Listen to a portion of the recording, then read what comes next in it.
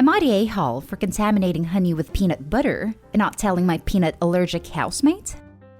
Yeah, this sounds bad, but hear me out. I live with fakename who is allergic to peanuts. He says it's fine if I eat them around him, but be careful with cross-contamination. I limit my peanut consumption. Don't eat peanuts food around him just in case, and I'm careful when I do. I clean everything after. I don't want to take any risks because it's not my risk to make. 2 years and not a problem, until last week. I have a doting mother who loves giving fancy gifts. Like my Easter basket this year, which had not much in the way of chocolate, but much in the way of homemade preserves, and a jar of honey. Not your supermarket plastic tub, but a proper glass jar. It looked so fancy I expected to see the names of the bees listed on it. Nope, just the location the bees lived in. Now, we have some food rules. Bottle of milk in the fridge? Ours. The fancy honey with my name stuck on it for good measure? Mine. We're pretty good with not stealing each other's food, so I feel pretty safe with leaving fancy stuff in the kitchen. Only I don't have much opportunity to eat fancy honey. I mean, pretty sure you're meant to do something special with fancy honey, right? Probably, but I don't know what. So last week, when I made myself some toast, I made a childhood favorite. Peanut butter and honey on toast. And because it was my honey with my name taped across the top, I don't think twice before dipping that peanut butter knife in my fancy honey. Probably a waste of fancy honey, but we were out of regular honey. After, I washed the knife and plate before putting them into the dishwasher and wiped down the bench just in case. I wasn't home a couple of days later when fakename decided to help himself to my honey. Now, following a hospital trip, he's home safe and we've had a chat about how to prevent such things in the future, but the question has arisen. Who here is the a-hole? Me for not writing contains nuts on the contaminated honey despite knowing my fake name is allergic? Or fakename for looking at my fancy honey and deciding to help himself to just a little bit? I mean, it's pretty annoying to have someone else eat your food, but the punishment shouldn't be a potential death sentence. And let's face it, who hasn't swiped just a little bit of a spread or condiment which doesn't belong to them? And time to fess up here, I'm the reason we were out of regular honey. We can't decide, so tell me Reddit, am I the a-hole? Now for the top comments. Not the a-hole.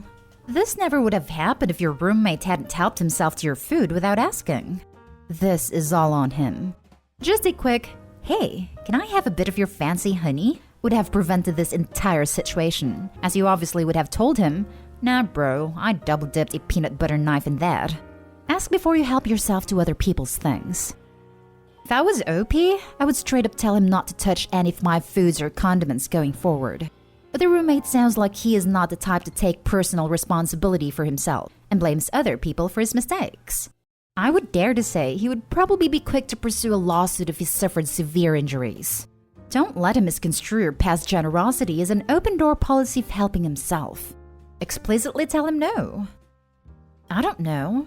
It sounds more like this is a friendly debate they're having here than that he is about to call his lawyers. But maybe I'm getting the tone wrong. Not the a-hole. Your roommate learned to leave other people's things alone. When you're highly allergic to foods, you only eat things you know are safe. If he hadn't been eating something that didn't belong to him, he would have been fine. Exactly. Not the a-hole. With allergies, your roommate should have been more careful and only use stuff he knew was his. Not the a-hole. He knows and has approved you eating peanut products in the house. Therefore, he knows there's a risk of cross-contamination with your foods. Something clearly labeled as yours is therefore not guaranteed safe. And the onus is on him to check with you around cross-contamination before helping himself to it. It's not unreasonable for him to have a bit. It's unreasonable, and therefore he's the a-hole, to blame you for his emergency when you had already taken steps to make it clear this was for you only. Now for the next story. Am I the a-hole for not giving my neighbor's kids good food? So, I know that this is really stupid, but some of my friends told me that I'm in the wrong here. To get started, here's our cast. Me, female 38, neighbor female 32, my husband, male 39, kid 1, male 8, kid 2, male 7, my kid, female 8. My neighbor moved in not too long ago with her 2 sons. Seeing that she had a lot of unpacking to do, I went over to her house and offered to babysit her kids for her. She thanked me and walked her kids over to my house. I kept some of my son's toys from when he was younger, he has moved out already, and set them up in my yard. My daughter is fairly extroverted and immediately went outside to play with them. It was around noon at the time, so I started to make lunch. I made some turkey sandwiches with American cheese, a simple lunch that we always have. I brought out some plates so that the kids could eat outside on our benches. The kids loved it, and 30 minutes later the sandwiches were gone and they were back playing soccer and tag.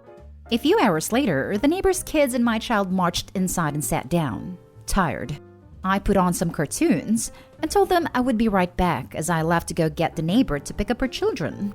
She looked tired, but was happy that she didn't have to deal with little boys running around while she unpacked. She came over and took her boys. By this time, my husband was parking in our driveway, home from work. My daughter had a fun time telling her father all about her day while I ordered pizza on my phone. About 5 minutes later, while I was still asking what everyone wanted, I hear a knock on my door. It was the neighbor. I thought she was going to thank me again, but she got angry and shouted at me. The following is some basic dialogue from what I can remember, though this did happen a few weeks ago. Me. Oh, hey neighbor. Neighbor, look, we need to talk right now. Me? Oh, sure. What do you need? Neighbor, well, my sons told me that you gave them sandwiches for lunch. Me. Yes, I did. They really Neighbor. Well, that is not enough for my boys. They're growing boys, and they need to have good food, and not whatever you gave them. Me. Really? Neighbor. Yes. Me. No. And I shut the door in her face. My daughter didn't really hear any of our conversation, but she asked me. I just told her that the neighbor didn't like sandwiches. She didn't bother to ask further and watched some shows in her room. My husband just laughed, and so did I. The lady got mad that I fed food to her sons for free, right? But as it turns out, 3 of my close friends told me that I was rude and I should have just given them something better. We had mashed potatoes and some leftover pork that wouldn't take more than 29 minutes to heat up and serve, but I didn't feel like giving them that. I don't see the problem with what I did, but I trust my friends and I want to know if I should apologize. So Reddit, am I the a-hole? Not the a-hole. I feel like an absurd number of people ate a turkey sandwich for lunch today, and they're probably going to continue with their lives happily. No good deed goes unpunished, I guess. Hope she doesn't ever need a neighbor to babysit in a jam. I know I did. It was delicious. I made my kids grilled cheese for lunch. Am I going to hell? 20 years from now, when those kids are doing hard time in the penitentiary, it's all going to trace back to that goddamn turkey sandwich. You might be onto something here. Statistically speaking, probably a lot of people currently incarcerated in the US have had a turkey sandwich. Day after Thanksgiving is the worst for crime. That's why it's called Black Friday. Not day haul. I thought the issue was going to be allergy or religion related. I do think you should have confirmed with your neighbor about the food because that easily could have become a disaster. That being said, I don't know why a turkey sandwich is bad or why your neighbor and friends think they needed something better. I think if you have children with food allergies and you drop them off with a brand new neighbor you've never even met before so you can unpack, you should absolutely be telling this person about your children's allergies, not expecting them to come back and ask what's okay to serve for lunch. Now for the next story. Am I the a-hole for telling my roommate I'm no longer okay with her boyfriend staying 5 to 7 nights a week? I've been living with my roommate, ex-best friend, since last August. When we signed the lease, I told her that moving in with one roommate, her, was already a big compromise for me as I really value my alone time and having a safe and quiet place. We discussed her boyfriend coming over a couple times a week. At the time it was on the weekends and once during the week, and that includes staying the night. And even that agreement was excessive for me, but I was willing to work with it. Since then, her boyfriend has been over 5+ nights a week every single week. In the last 10 days, he has been back at his own house one time. He showers here, does his laundry here, eats food here. I tried so hard to bite my tongue because my roommate was my best friend for a long time, but she completely disrespected my boundaries. I asked her a few months back if he could be here less because I was having a hard time settling into my apartment on the weekends because I never had space to utilize common areas without him just being there all the time. She flipped out and told me I have no right to determine how often he's here. Last night, I lost my cool and texted her, asking if he moved in without me knowing because it had been that long since I last had a night without him here. She said no and persisted that it wasn't my business. He is loud and messy and doesn't pay a dime to live here when he already lives at his parents' house for free. We're in our mid-20s, not even 19 or early 20s. Am I the a-hole for standing my ground and asking, as the other person who pays the bills, that he be here less frequently than 5 to 7 nights a week? Now for the top comments. Not the a-hole. She has basically moved him in without your or your landlord's permission. He pays no rent or utilities and is loud. If she refuses to either have him move out again or pay his part of the rent, etc., you might approach the landlord. You're usually obliged to get a landlord's permission before moving in an extra person. OP should really just start looking for their own place, because I don't see the roommates making nice if they are ex-friends. Agreed. If they complain to the landlord, he might agree to release them from the lease early, or kick the roommates out. That's how I'd approach it at least. Not the a-hole. If he's not contributing to the house while using all the utilities and food, that's a huge problem in itself. Also, you're entitled to have your house to yourself sometimes. I would tell her she either sticks to your original agreements or you're telling the landlord. Bringing the landlord in may create as much trouble for OP as it does for the others. If the landlord decides to evict, OP is getting evicted too. OP is quite possibly in violation of their lease right now. Not the a-hole. She flipped out and told me I have no right to determine how often he's here. That's where she's wrong. Is his name on the lease? Rhetorical question. I see it's not. I'd start looking for another roommate ASAP. In the meantime, I'd approach the landlord/leasing office and inform them that your roommate has basically moved someone into your place despite your objection. Now for the last story. Am I the a-hole for assuming I wouldn't have to pay rent? Around 7 years ago, a very good friend of mine moved away to a different country and sold me her house. She met this guy there and had a baby. 2 years after moving there and having the baby, her and her husband wanted to move back here to expand their family. She asked if she could stay with me in a spare room while she saved up some money to purchase a home. I happily said yes, since she was kind enough to let me buy her home for less, and she was also one of my bestest friends. So, I let them move into the basement, rent-free, because I know they needed more space than just a room with a toddler. My boyfriend runs his own business, and he employed her while she was trying to get a job, and he was only paying her like $200 cash weekly, and he didn't really need someone anyway, so it was just something temporary. The basement didn't have a kitchen, so they would come up to cook and eat, and I gave them access towards all my food. She would also buy groceries and told us that it's for all of us to share. I knew her husband had money and was retired, but still receiving money on a monthly basis from his country. I guess equivalent to a pension?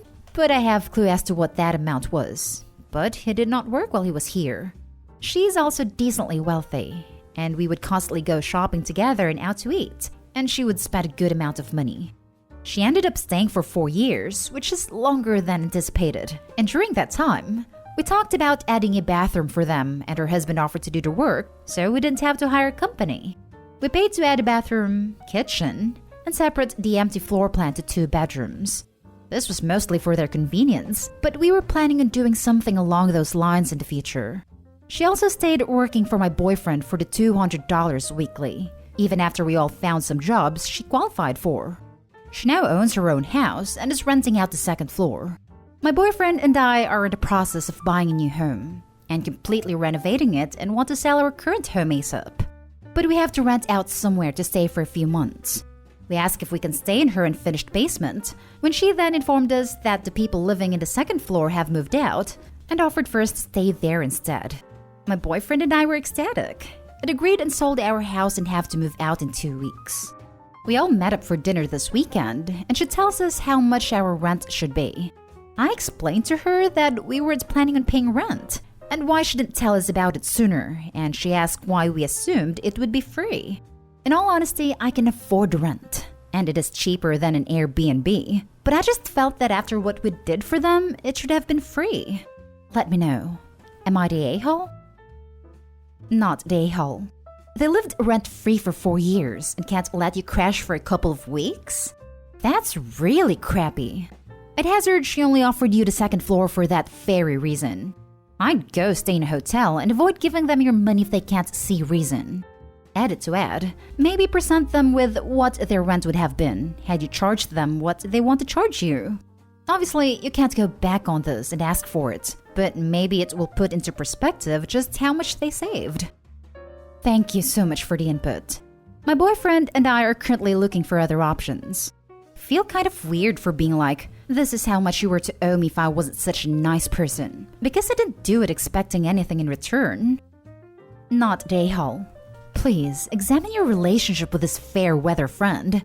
I mean, you could mention that you thought it would be free, as you did let her live in yours for 4 years, and renovated it for her without so much as charging her a cent.